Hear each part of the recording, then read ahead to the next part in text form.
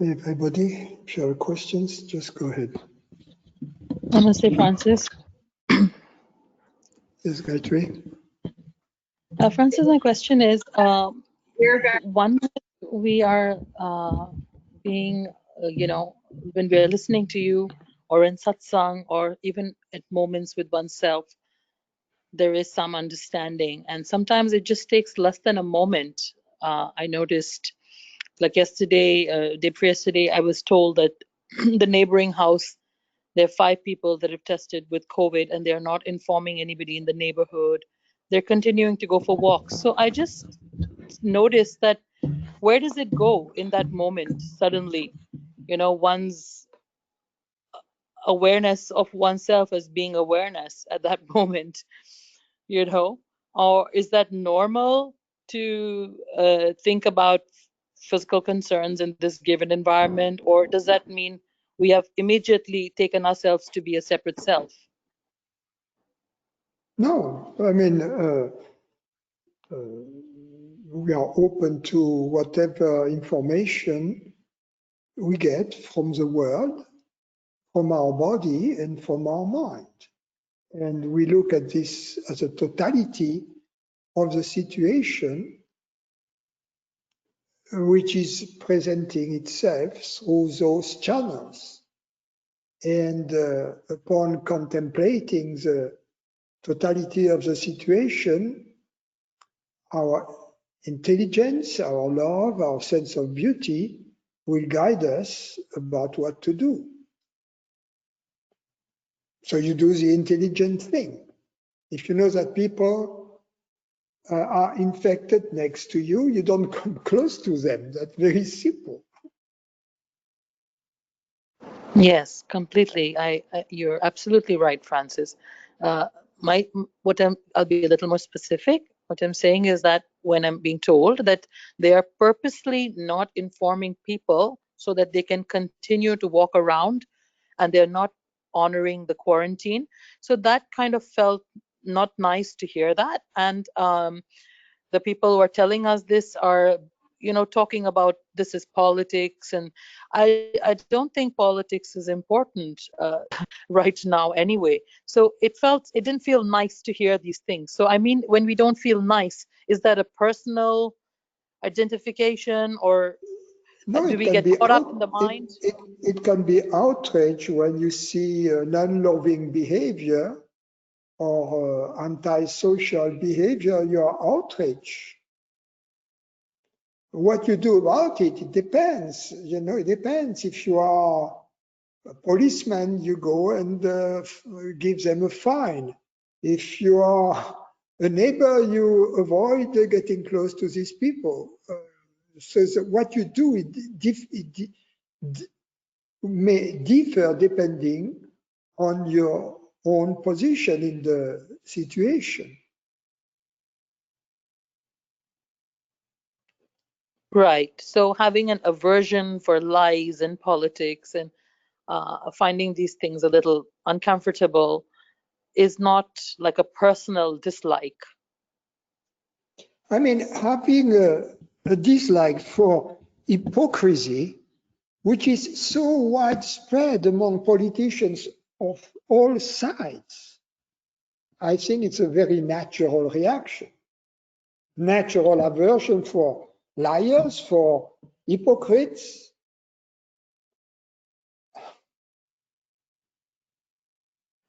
Thank you. That's reassuring. I tend to like straight shooters. Yes, I do too. And that in a situation like this, I feel. And politicians who once elected fulfill their promises and don't change sides very conveniently once they have been elected and they are being won and done by lobbyists. Right. So like I'm being told that, because I believe that it's all just one awareness. So I'm quite naive and I don't believe. It's not only in America, it's all over the world. It's the same in France, the same in India, the same to different levels, but our politicians in America are corrupt, but we are lucky because I think they are among the least corrupt in the world. So how does one live in that kind of, in line with our own awareness, as in priority is for the truth. And I'm being told that, okay, you're too naive, you're projecting yourself because you're honest and you think it's all one. I said, Like, you stick to your guns with your own integrity. You never sell your integrity to any politician. And your integrity is within yourself and your God, if you will, which is the same, more or less. You see, so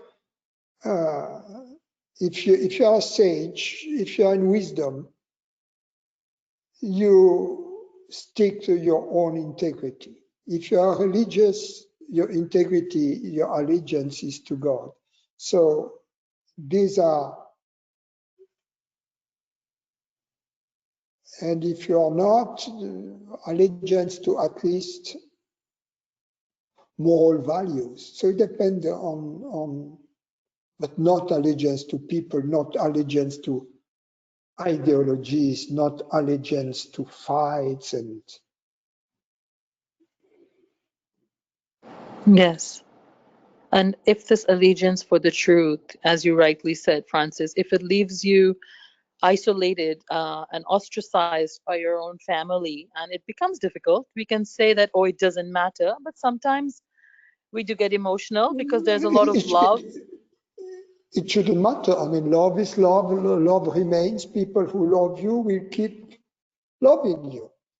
It's a moment of truth, And the people who don't love you, their parents, once their children seem to not share their views, they kind of abandon them. They kick them away from the house. I mean, then if I were one of these children, I would say good riddance of my parents who don't love me.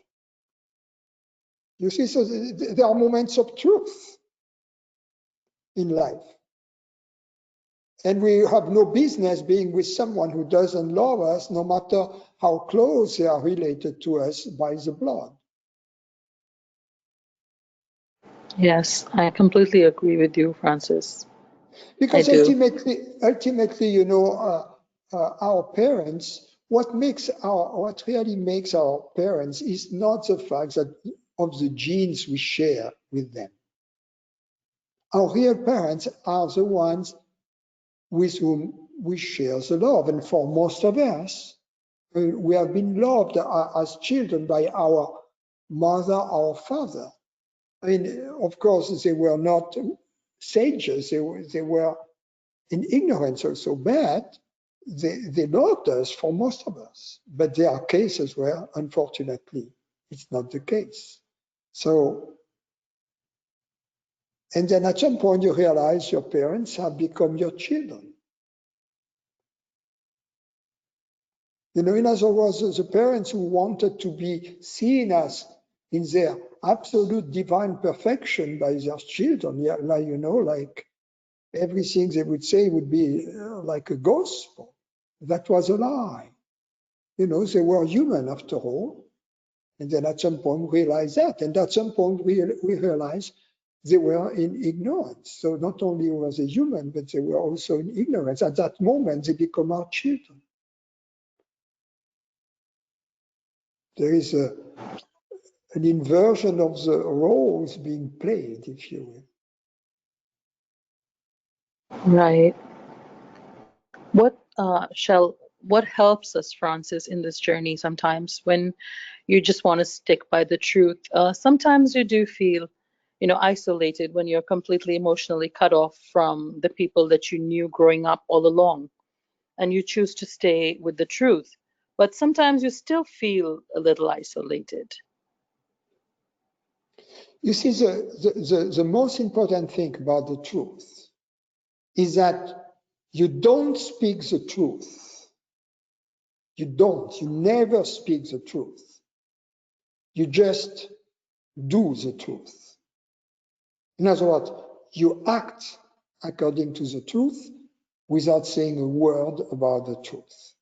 The only moment when you say a word about the truth is whenever you are asked about it.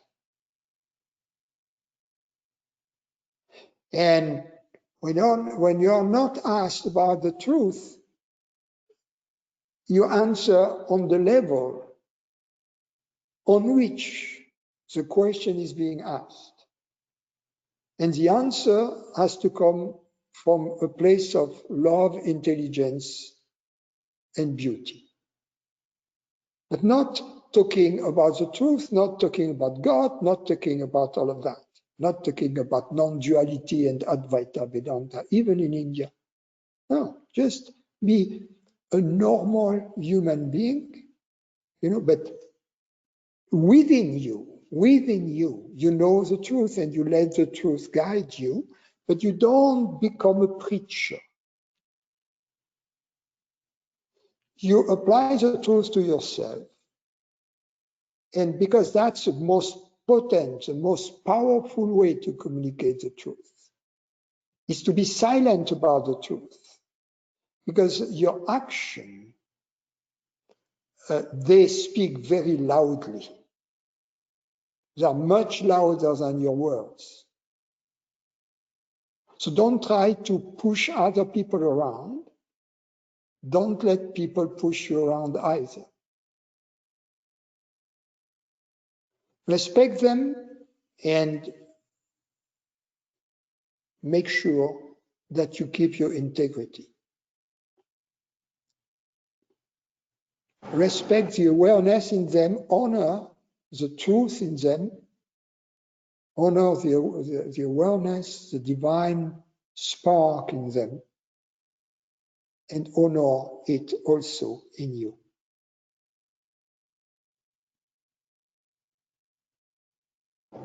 Yes.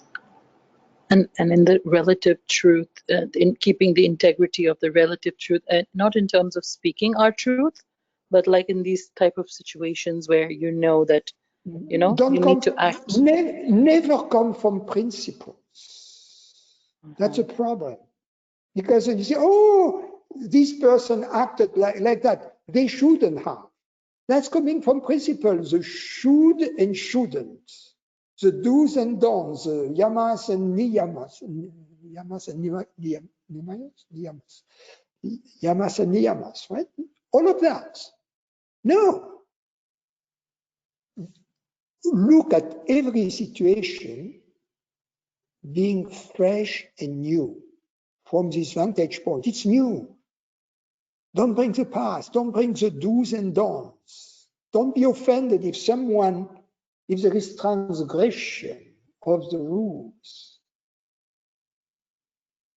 Because then you will see perhaps this person had a legitimate motive, reason to break the rule.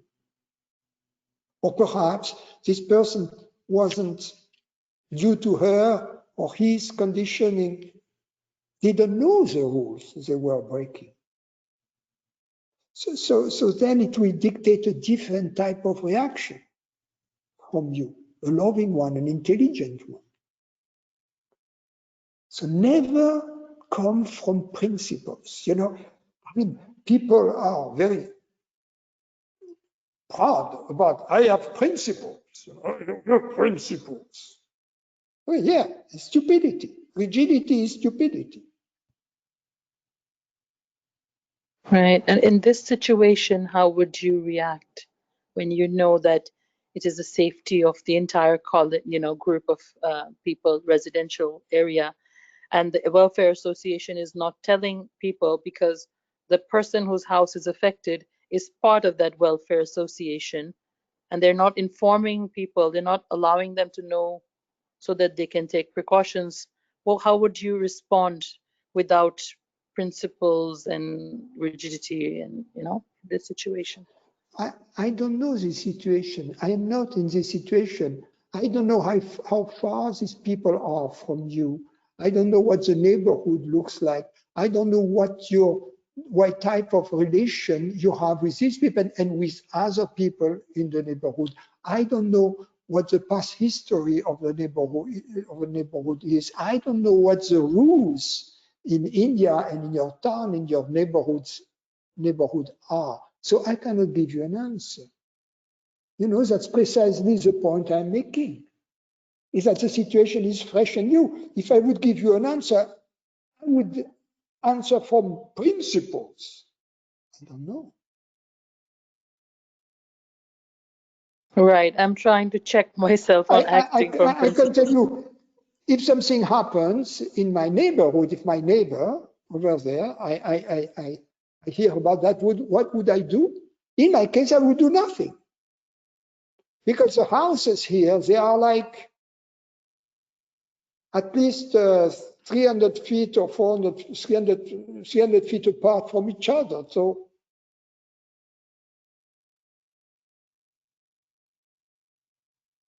Right. I'm not good with feet, but and it's if these people, they go to the store, to the city, they don't wear their masks, it's not my problem.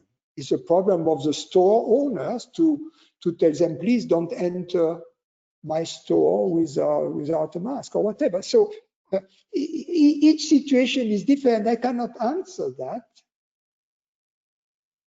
yes, I understand what you're saying, Francis. If you want me to say something, it seems to me that their comportment, their behavior is not correct. Yes, I can say that, because it's not loving not to quarantine yourself when you know that you're infected and that you are possibly transmitting this poison to the society around you. Yes.